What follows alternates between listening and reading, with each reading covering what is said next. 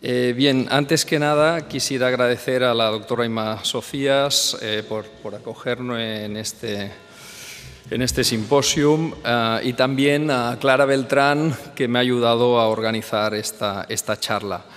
La idea es, como está en el título, Apuntes para una historia del anticuariado en Barcelona, es decir, sentar unas bases metodológicas que puedan abrir algunos caminos sobre este tema. Y metafóricamente es como si tuviésemos un cuadro sucio, hiciésemos unas pequeñas calas que nos permitan ver cómo va a ser el cuadro una vez limpio. Es un tema que se ha abordado desde distintos puntos de vista, sobre todo relacionados con el mundo del coleccionismo, de la historia del arte, pero desde el punto de vista del anticuariado prácticamente está todo por hacer. Por tanto, me van a permitir que simplemente apunte algunas ideas y que evidentemente se marquen unos caminos para que luego se pueda estudiar más a fondo.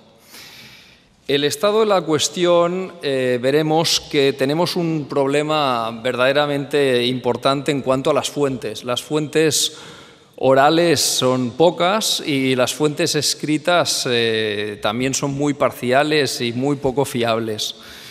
Quizá el libro que más pueda ayudar en este sentido es el de Federico Marés, El mundo fascinante del coleccionismo, pero es un libro que tiene 35 años y que es muy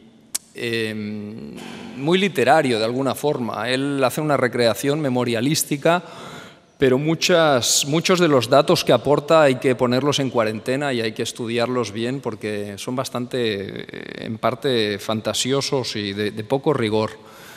Textos de la época prácticamente no hay catálogos, hay, como veremos a lo largo de la charla, anuncios en la prensa, etcétera, pero textos hay poquísimos. He encontrado este, que es una de las rarezas, ya es del año 45, pero son estas memorias de una aprenenda d'antiquari, de Rafael Dalmau Farreras, que fue sobrino de Josep Dalmau, que es una figura clave como galerista, pero también como anticuario, como veremos.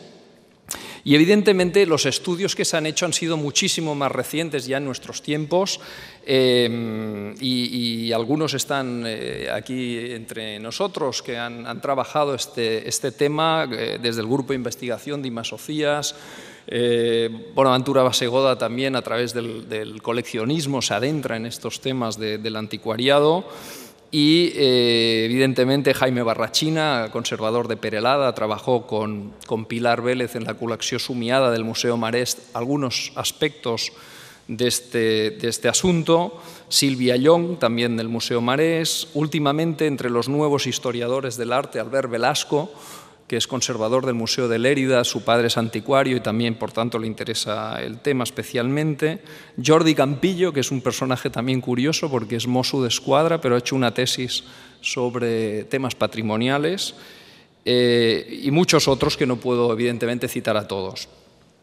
Quisiera también destacar el trabajo de Jaume Vidal Oliveras, que es un estudioso muy serio y que ha trabajado muy bien las figuras de Josep Dalmau y Santiago Segura en las facetas de galeristas, sobre todo, pero que también las aborda como anticuarios, que es lo que nos interesa, porque también lo eran. Como veremos, son territorios que confluyen. Al estudiar todo este tema me he dado cuenta que es un pozo sin fondo y que, por tanto, tenía que acotar mucho la intervención de hoy y más si la teníamos que concentrar en media hora. Entonces, la he concentrado en el espacio y en el tiempo. El tiempo está bastante claro, que es entre 1910 y 1936, que es cuando se articula lo que es propiamente el anticuariado moderno en la ciudad de Barcelona. Y el espacio también está bastante claro, porque es el espacio en los aledaños de la catedral, en lo que se denomina el barrio gótico. Aquí tenemos un plano de la ciudad de Barcelona de 1910, en el que en el zoom vemos un poco la zona que analizaremos, que es la zona que va, digamos, de la Gran Vía al Paseo Colón y que por la otra parte estaría, no sé si están familiarizados con la ciudad, pero entre las Ramblas y la Vía Layetana. Es el casco antiguo, que es donde se crea esta red de anticuarios y personas que de una forma muy activa trabajan en el mundo del arte. Vemos, la zona es la de la Plaza de la Catedral. Aquí hay esta parte que hoy no existe, en el año 51, estos bloques que tenemos delante que formaban la calle Corribía, que luego en el año 1953 fue despejada para dar lugar a lo que es actualmente la Plaça Nova. Aquí tenemos una imagen de la Plaça Nova, que está justo, es la vista que tendríamos casi situados desde el Colegio de Arquitectos. Y luego una de las calles tradicionales del anticuariado en esta época es la calle de la Palla, que tenemos aquí una imagen. Esta calle se llama así porque entre 1355 y 1626 en la Plaza Nueva se pesaba y se vendía la paja, y por tanto se le denominó así ya en esos tiempos. Es una calle gremial que, sobre todo después de la desamortización, que quedan muchos espacios, sobre todo de la Orden de San Felipe Neri y también del Obispado, libres, van siendo ocupados por anticuarios. Esto en las configuraciones de las ciudades es bastante normal, es decir, cerca de las plazas donde de una manera transitoria o efímera habían anticuarios, con el tiempo se van asentando en las calles colindantes. Vemos que todo este mundo empieza hacia 1900, muy ligado a los libros, a las estampas. Es un comercio que empieza muy a través del tema del libro y de los primeros anticuarios que se van estableciendo y que, como veremos, en este momento, en 1910 y hasta el 1936, es una época de una extraordinaria actividad. Por la zona hemos calculado que habían casi más de 40 anticuarios. Para que tengan una idea, hoy quedarían 4 o 5, entendiendo anticuario el que compra y vende antigüedades, no el chamarilero o el brocanter.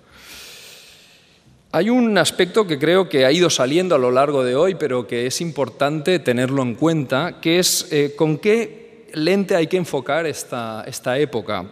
Y es evidente que tenemos que hacerlo, creo que estaremos todos de acuerdo, desde el contexto histórico del momento y desde el sistema legislativo del momento, los conocimientos que habían también de arte en esa época. Y como también se ha dicho hasta ahora, hasta que no hay una verdadera ley de patrimonio, que se ha citado la de los años 20, pero podríamos decir que la primera sería la del 31 con la República, el Código del Derecho Canónico lo que permite es la venta de obras si se considera un bien precioso. Entonces, si es un bien precioso, el rector tiene que informar al obispo y al capítulo catedralicio, y luego, si tienen pues la bendición de Roma, se puede vender o no. Por tanto, tenemos que ser muy cuidadosos a veces cuando se habla de expolio, por ejemplo, porque expoliar es despojar un bien con violencia o con inquinidad. Y muchas veces no se expoliaba, simplemente la función del anticuario, esto también lo quiero recalcar, es comprar y vender obras de arte, y entre la compra y la venta tener un beneficio que puede ser a veces bueno, a veces malo, a veces regular.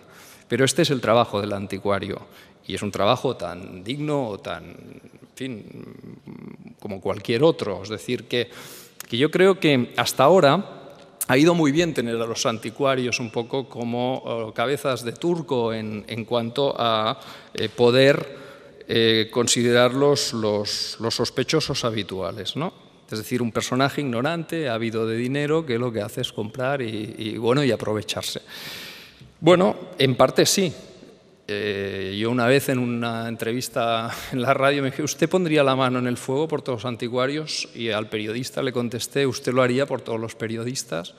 Es decir, yo no vengo a defender los anticuarios, lo que pasa es que tampoco creo que tengan que ser la cabeza de turco. Como veremos, esto es una red en la que actúan muchas gentes, la Iglesia vende, hay agentes, como se ha dicho, Y hay historiadores del arte que, aunque muchas veces, pues recuerdo la frase de Baudelaire, virtudes públicas y vicios privados. Con el tiempo también vamos a ver que estos vicios existían y, por tanto, yo creo que hacer esta valoración, digamos, desde hoy no es necesaria.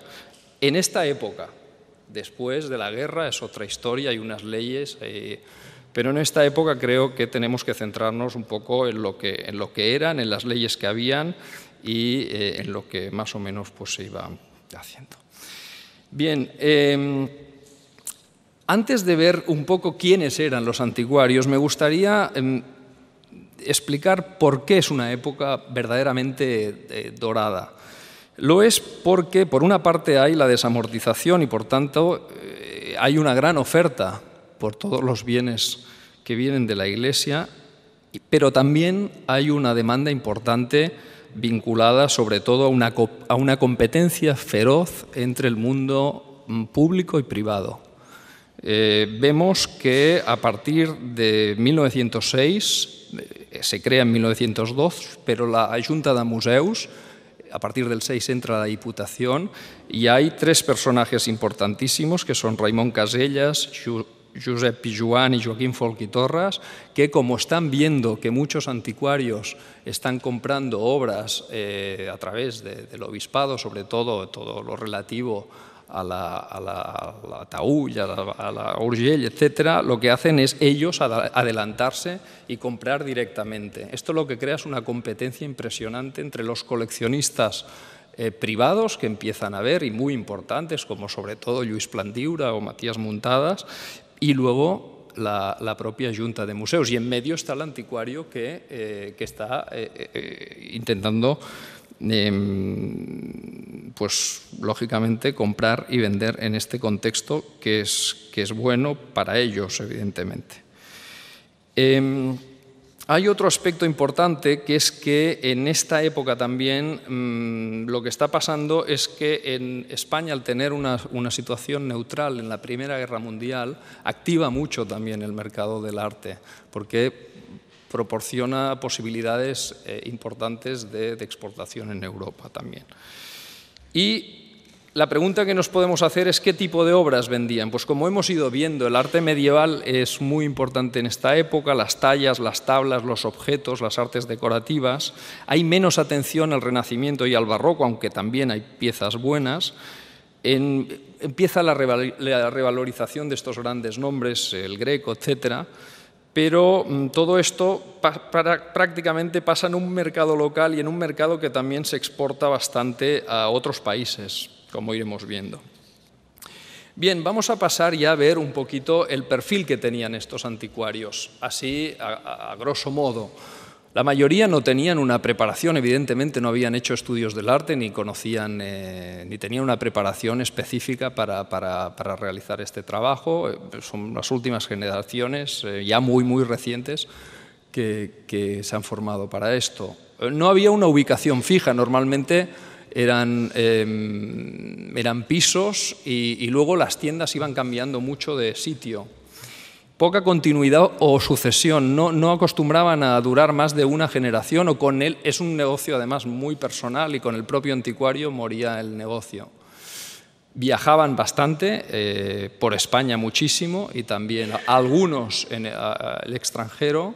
Hay muy poca, como hemos dicho, de documentación escrita.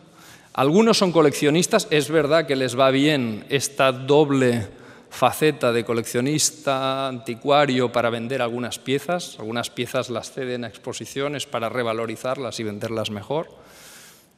También es verdad que las tiendas tienen una función social, son centros donde hay tertulias, donde se crea una cierta actividad. Hay unas fronteras, que esto es un mal común en el anticuariado español, ha tenido dos grandes males comunes. Uno es la poca formación, la heterogeneidad de las procedencias, y la otra también importante es la no distinción entre lo que son propiamente anticuarios y se dedican a las antigüedades, y los chamarileros o brocanters, si se les quiere llamar también así, que se dedican más a unos restos del pasado, pero no son propiamente obras de arte o antigüedades. Y luego los criterios de restauración, que son, desde la óptica actual, muy dudosos, ¿no? Porque se pretendían mejorar las obras, pero son los que habían también en ese momento. Vamos a analizar los que habían, quiénes eran, porque muchos de ellos prácticamente son desconocidos. Los principales eran José Moragas, José Valenciano y Francisco Quer. Estos eran un poco la trinidad de los mejores en la Barcelona de 1910-1920. Luego estaban dos franceses afincados en Barcelona, Celestino Dipont y Paul Tachard. Y luego habían otros menos importantes, Josep Costa, Lluís Carvajal, María Esclassans, que es un caso bastante único porque es de la única mujer que hemos podido detectar. Juan Cuyás, Antonio Closa. La figura de Bardolet hay que verla más como intermediario, luego explicaré por qué. Y luego habían dos locales importantes, que era la Vicaría y la Cantonada, el Camarín. Este sería el grupo de los anticuarios. Luego están los galeristas, que en ese momento el prestigio social del nombre es anticuario. Ellos utilizan el nombre más de anticuario que de galerista, pero además se nutren de las antigüedades y utilizan un sistema de negocio en el que ganan más dinero con las antigüedades para luego poderse dedicar a propuestas más arriesgadas dentro del galerismo, que son Josep Dalmau y Santiago Segura. Y luego tenemos artistas reciclados en anticuarios, como es el caso del ebanista conocidísimo del modernismo, Gaspar Umar, Alexandre de Riquer, Oleguer Junyent y los hermanos Junyent y Vidal, que estos haremos un punto y aparte, porque más que anticuarios, los he puesto aquí porque no podía ponerlos tampoco en otro sitio, pero son unos personajes bastante más en el mundo de los falsificadores. Vamos a ver un poquito, muy brevemente, cada uno de ellos, cómo era, qué hacía, qué se dedicaba. Josep Moragas era hijo del pintor Tomás Moragas. Aquí tenemos uno de los anuncios que hemos encontrado en prensa. Era hijo adoptivo de Fortuny y se dedicaba un poco a este ambiente que antes veíamos en la exposición de Bonaventura Bassegoda, ¿no? Este ambiente postfortuniano, en el que habían telas, armas, alfombras, el gusto meissonier y también cuadros costumbristas, etc. Una combinación muy ecléctica, de bueno y de malo, de antiguo, de moderno, etc. Se formó en París, en el Hotel Drouot y en las galerías Georges Petit, y estaba situado aquí, justo en la Pia Almoina, en la plaza de la Catedral número 2. Comenzó como restaurador de cuadros, pero poco a poco se acabó adquiriendo el edificio y tenía también piezas de vitrina, relojes, abanicos, cajas de oro, una pasión por las telas, que es otro tema que se ha ido viendo, una pasión muy importante por todo lo que son los tejidos, medievales especialmente. Y bueno, esto es una anécdota, pero los sábados hacía tertulia en su tienda un jovencísimo Pau Casals, que sería el gran violoncelista. Aquí tenemos, esto un poco de trampa, ¿no? Porque no he encontrado imágenes de su espacio y son dos perspectivas del estudio de Fortuny en Roma, pero para ver cómo era el ambiente. Bien, ahora les voy a presentar, porque esta es una foto inédita que hemos encontrado en un portal de estos de subastas online, del anticuario mejor de la época, José Valenciano. Frédéric Marès lo retrata muy bien. Valenciano era persona de robusta humanidad, vestía correctamente pero con gran sencillez, llevaba chelina y ancho chambergo que cuadraba bien a su enorme estatura. Yo diría también, para completar la definición de Marès, que llevaba los zapatos muy sucios porque quizá venía de ver alguna casa o estar en algún almacén. Como digo, es el mejor anticuario del momento, viene del mundo de la bolsa, como otros anticuarios. Se hace anticuario cuando el gobierno determina la desaparición del Colegio de Corredores Libres de Bolsa, hacia 1910, y empieza el día que compra una escultura romana en Tarragona y la vende al llegar a Barcelona obteniendo un beneficio de 200 pesetas, y entonces piensa que va a ser hábil en realizar este tipo de trabajo. Tiene un contacto importante con el mundo internacional. Él está situado, como vemos aquí, en la calle Corribía, que es esta calle que les decía que estaba muy cerca de lo que es hoy la Plaça Nova, en un piso.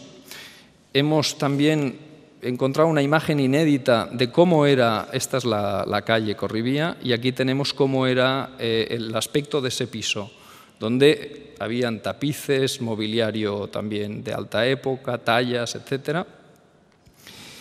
Y a través de la hemeroteca de La Vanguardia sabemos que el 12 de febrero del año 1928 cambió de ubicación y pasó a la Plaza Real, abriendo un nuevo espacio que Marés, que lo conoció, lo define como una tienda a la manera de los anticuarios de París. Verdaderamente esta imagen es sorprendente porque podría ser un espacio actual en el que hay unas obras muy notables de tablas y algunas identificadas en la colección Marés. En el catálogo de la Col·lecció Somiada identifican varias de ellas.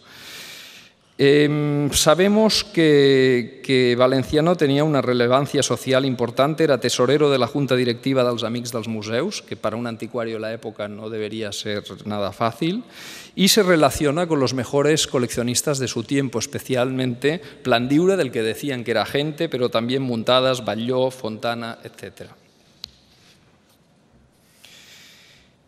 Este es otro anticuario, Celestino Dupont, importante, de origen francés.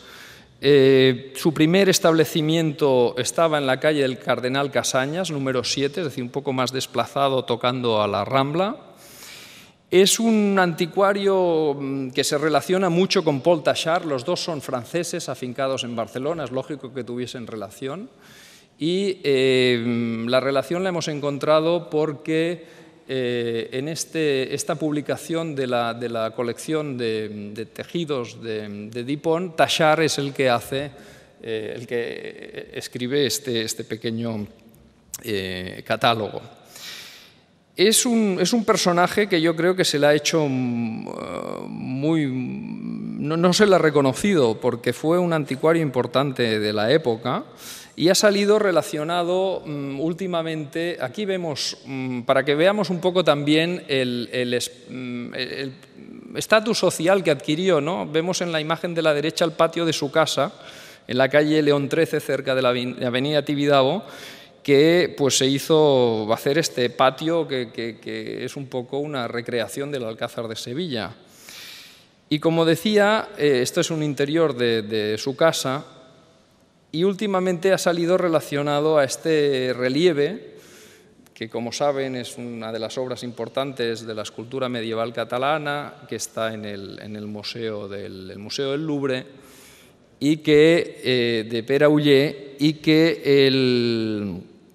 hay una noticia de Cayetano Barraquer Roviralta de 1913, que dice: el indicado mi amigo quizá lo vendió al funestísimo para nuestras antigüedades Mr. Dupont, comerciante de objetos antiguos, y digo quizás porque me consta que me dieron fuentes, etc. Es verdad, Dupont esta obra la vendió, esta obra pasó a la colección del conde Isaac Camondo y luego fue vendida al Museo del Louvre. Hay un texto de 85 años más tarde de Francesca Español, el Locus Amoenus, de 1998, que cito textualmente: el texto de Cayetano Barraquer Roviralta lo cataloga de funestísima para nuestras antigüedades, y en verdad debió serlo. Bien, yo me pregunto por qué debió serlo. Porque vendió esta pieza, porque era anticuario, porque era francés. En fin, volvemos a lo mismo, el análisis que podemos hacer a nivel ético o moral desde hoy, pues creo que hay que también contextualizarlo. Dupont fue un anticuario importante en esa época que luego pasó a Sevilla, lo hemos encontrado en los años 20 en Sevilla, 20 hasta los 30, y que es una de las personalidades del mundo anticuario de Barcelona. Hay otros, yo no quiero alargarme porque está Francisco Quer, que sobre todo pues, se especializó en azulejos, también en temas de tejidos, etc. Y quisiera, esta es una obra suya de un retrato de Esquivel, y quisiera destacarle algunos que me parecen los más importantes. Entre ellos, Paul Tachard, que ya lo hemos visto en relación a Dupont. Hay un escrito, un artículo reciente de Imma Socias hablando de Paul Tachard. y del informe que hizo acerca del nuevo proyecto de ley que se refiere a las obras de arte antiguo. Es un personaje verdaderamente muy importante porque tiene además contactos con el extranjero y esta pieza, por ejemplo, que ven es un albarelo que está actualmente en el Museo del Louvre y también lo vendió él. Tachard, fundamentalmente, como veremos, es un anticuario que además publica en varias revistas de la época con Bellinou, el catálogo que hemos visto de Dupont, y que se traslada a Valencia, donde muere justamente durante la Guerra Civil, y hay una imagen muy bonita que relata a Marés. Él debía tener muchos contactos con Valencia, porque dice que vivía en la calle Cristina, número 2, en Barcelona, junto al puerto, y que cada tarde veía llegar al barco con el corredor procedente de Valencia que ya le iba enseñando las piezas que traía. Verdaderamente son estos dos anticuarios franceses los más importantes en este momento en Barcelona. Luego, evidentemente, está Luis Carvajal, que empezó también con el tema, era filatélico, estaba en la zona también cercana a la catedral, era un hombre muy rápido en los negocios, esto lo explica Marés muy bien. Y luego tenemos, por ejemplo, Costa, que fue tertuliano dels Quatre Gats, Josep Costa Ferrer, era dibujante con el nombre de Picarol en la Esquella de la Torratxa, en la Campana de Gràcia, y tenía un almacén en la calle Escudellers y Aviñón, y junto con Carvajal realizaron las primeras subastas en Barcelona. Bueno, hay varios. Yo quisiera destacar sobre todo a María Esclassans, porque es, como digo, la única mujer que se inició además con un viaje a Madrid en 1905, que vendió antigüedades de un convento. Antes se hablaba de los conventos, le debió ser más fácil entrar ahí y poder vender algunas antigüedades. Y luego dejó Vilafranca y se instaló en Barcelona en el año 17. Es de los pocos anticuarios que aún existen. La foto que ven es actual y son sus descendientes, sus nietos, que aún están trabajando. Sí. Bien, yo quisiera, vemos que es de otro anticuario de este momento, Juan Cuyàs, pero yo ahora lo que quisiera de alguna forma es hablarles de Bardolet, que creo que es un personaje que estuvo muy vinculado a todo lo que fue la Seu d'Urgell, porque tuvo una gran confianza del obispo. Justi Guitart tuvo la habilidad de hacerle confianza antes de la guerra al obispo y después de la guerra al siguiente. Él, por esto, muchas de las piezas que venían de la Seu d'Urgell pasaron por sus manos y acabaron en dos sitios, en el Marisel, a través de la colección de Pérez Rosales, y en la colección Marián Espinal, que luego fue vendida al Museo de Bellas Artes de Bilbao. Y creo que allí Gudiol seguramente fue el intermediario, como seguramente lo fue también de esta puerta que ven de la iglesia de San Miguel de un Castillo de Zaragoza, que está hoy en el Museo de Boston. Bardolet era un intermediario que iba con dinero de otros a comprar y ganarse una comisión, y luego tenía pues algunos personajes que también un día tendremos que revisar, como Gudiol, que hablaban inglés y que tenían contactos en Estados Unidos, y que esta pieza llegó a Boston no a través de Bardolet, sino seguramente a través de Gudiol. Bien, estas son piezas que hemos encontrado en el Archiu Mas, podría ser cercana al mundo escorialense, Luca Cambiaso, etcétera, que eran de su propiedad, esta tabla. Y sobre todo me sorprendió mucho esta magnífica pieza de Adoración de los Reyes de Pedro Núñez, de Villavicencio, 1631, que está en el Museo del Prado. Bien, vamos a hablar de una forma muy... Vale, muy rápido, de dos personajes que son Josep Dalmau, que fue galerista, y que luego se dedicó también al mundo de las antigüedades. Estaba en la calle Portaferrisa 18. Aquí vemos una foto que pone claramente antigüedades y les voy a pasar muy rápido algunas imágenes del interior de su establecimiento. Es más conocido sobre todo como galerista y el que introdujo todos los artistas extranjeros importantes en Barcelona, pero empezó con las antigüedades, hizo esta exposición de arte persa también, del año 25. Y luego podríamos seguir, pero tengo muy poco tiempo, pero quiero hablar ya finalmente de un personaje importantísimo que fue Santiago Segura. Santiago Segura fue un gran promotor artístico de la época y aquí lo vemos en el Faians Català de Sabadell, es este personaje que está a la derecha. Y venía de este mundo de la reproducción de cerámica y fue a través de su tío, María Burgués, y luego tuvo dos locales importantes que fueron las galerías al Faians Català y las galerías laietanas, que se comunicaban. Fue un gran promotor del momento, vemos algunos anuncios de la época, pero es el antivalenciano. Es decir, era como un gran bazar que podías encontrar desde una porcelana de Meissen hasta Colonia. Este era como un Corte Inglés de las antigüedades de la época. Este hombre murió bastante joven, en 1918, de fiebre española, estando aquí en Valencia. Y vemos algunos anuncios de la época. Antes hablábamos, por ejemplo, de las arcas, pues aquí vemos la transformación de una arca danubia en una especie de cosa rara. Esto es un mariage clarísimo y algunos elementos también de su tienda. Sí. Bueno, aquí lo vemos, es este personaje de la derecha, aquí está, está también Picasso, otros está Plandiura, Utrillo, etc.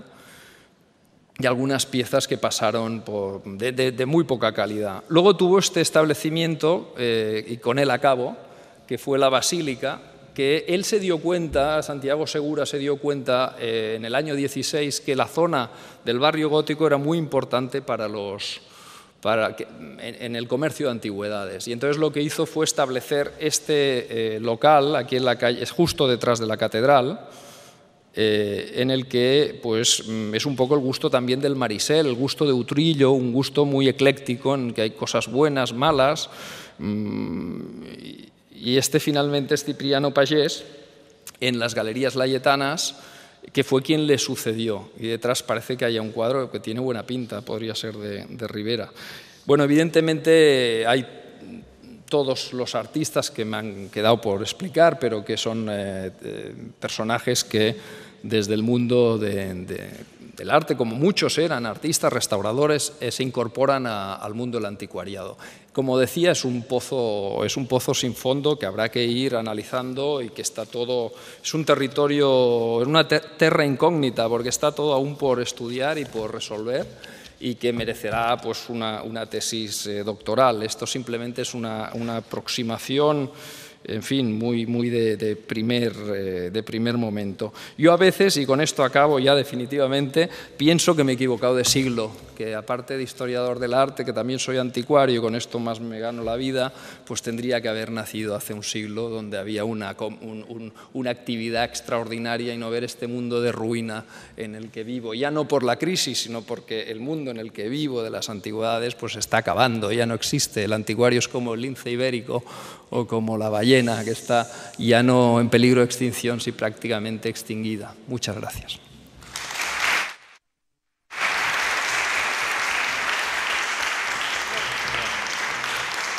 No, yo quisiera decir que me alegro muchísimo que Artur Ramón haya hecho hoy esto, porque si yo se lo había pedido varias veces, porque Artur Ramón, aparte de historiador del arte, académico, digamos, pues pertenece a la cuarta generación de una familia de anticuarios que se remonta a principios del siglo XX y que, por tanto, podía tener, por una parte, la tradición oral de su familia y por la otra el rigor del historiador. Y siempre que se lo decía, pues veía que, bueno, que sí, pero que no, me alegro mucho que se haya tirado a la piscina y espero que en lugar de piscina pues pronto sea ya pues una piscina olímpica, vaya, que eso de la tesis doctoral que lo haga él mismo, que no la derive hacia otras personas, porque como él difícilmente se podrá hacer. Bueno, yo quería decir lo mismo, porque también soy de esta insistencia, y está bien esta lista, y este primer panorama es que no lo teníamos, es que una cosa tan básica como esto no existía, por lo tanto he estado aquí tomando notas porque realmente es fantástico. Y efectivamente algunos de estos sabíamos cosas, pero el panorama de conjunto no lo tenemos. Entonces, bueno, seguramente se puede completar con más cosas, pero ya tener esto es fantástico, es fantástico. Y una simple precisión en relación a esto, el cuadro de atrás es el Rivera que tiene en el castillo de Perelada, firmado, fechado 1637. Milicua dice que no es Rivera. Bueno, yo no, esto no. Es decir, la foto esta ya la había encontrado en el archivo y se la pasé, una fotocopia barrachina, que digo, bueno, ya sé dónde sale, dónde lo compraron. Y es muy divertido, además la foto de Santiago Segura haciendo el ganso aquí con esta armadura, pues es muy simpática.